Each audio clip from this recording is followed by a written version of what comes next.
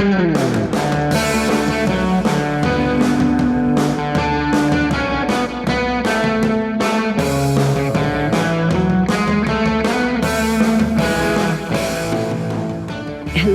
and welcome to the How to Live in Denmark podcast. I'm Kaysander Mellish. Today, we're going to look at another chapter from my new book, How to Work in Denmark. Now, the full title of the book is How to Work in Denmark, Tips for Finding a Job, Succeeding at Work, and Understanding Your Danish Boss. You can get it on Amazon, on Saxo.com, on iTunes Books, or on Google Play. Or you can get it at any bookstore in Denmark in paperback, or order it from any bookstore in the world. Now, what we're going to talk about today is in response to a lot of emails that I've received at howtoliveindenmark.com. People who are coming to work in Denmark ask me, what should I wear to work? What type of business clothes should I bring with me? So we'll talk a little bit about that.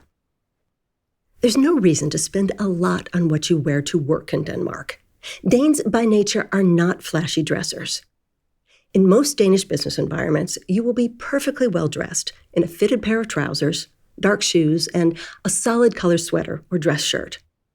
Male or female, you'll never go wrong with quiet colors like burgundy, dark blue, dark green, black, or brown for the adventurous.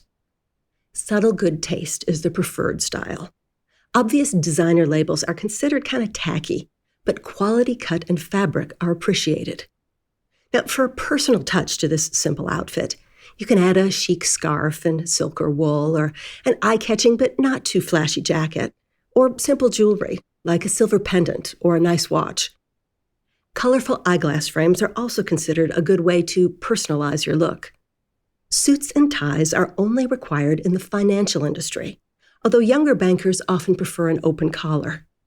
Some salespeople also wear business suits to make their products look more high-end.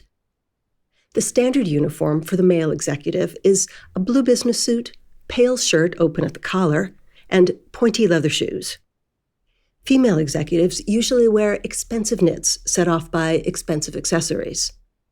Women are almost never required to wear a dress in Denmark unless they're meeting with Danish royalty, and even then, many women wear formal trouser suits. If you like wearing dresses and skirts, you can, although the Danish love of bicycling means that the skirts worn in Denmark are generally long and loose. If women do wear short skirts, they usually wear thick hose or leggings, or even trousers beneath them.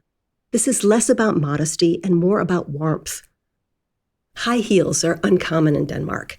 Any shoes that are difficult to walk in are considered upraktisk, impractical, and anathema to the sensible Danes.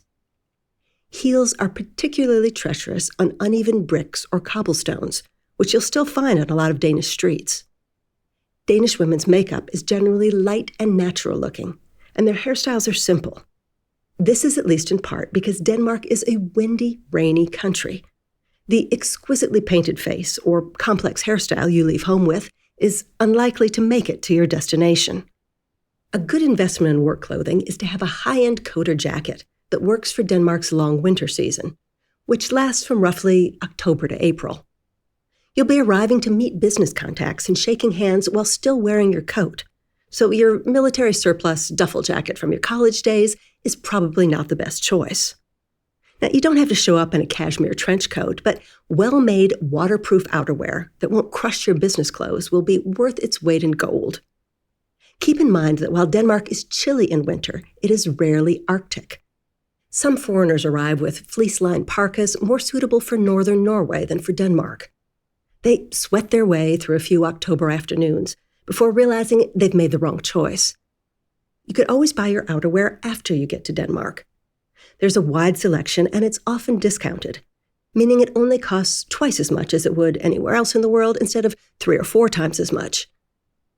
In fact, buying the majority of your Danish work wardrobe after you get to Denmark isn't a bad idea. After a couple of months on the job, you'll get a sense of what the general look is in your company or industry. To get your Danish-conforming wardrobe, shop the twice-annual sales at the local department stores. It's what the Danes do. Or order your clothing online. But remember to buy from shops that ship from within the European Union. Otherwise, you're going to get some punishing customs fees.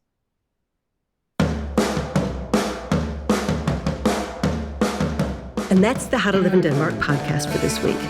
You can leave a comment on our website, howtoliveинdenmark.com, or follow us on Twitter, how2liveindk, the 2 is a number, or follow us on Facebook.